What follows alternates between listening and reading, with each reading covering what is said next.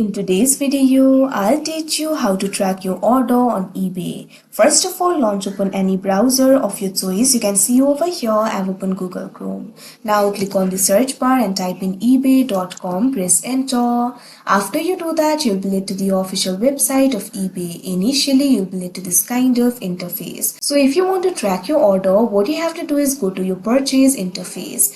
For that, what you have to do is hover over this option, My eBay. Now you'll be able to find various options over here. Click on this option, Purchase History, that you can see on the screen. Now you'll be led to the Purchases interface. You'll be able to see all of your orders over here. Right now I do not have the order, but I'll tell you how to track it.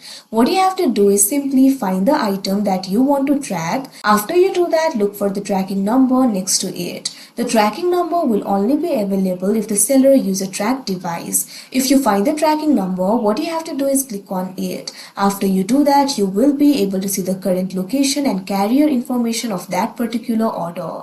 If no tracking number is available, an expected delivery date will be shown instead. So like this, you'll be able to track your order. So that is how you track your order on eBay. I hope you found this video helpful. Thank you for watching.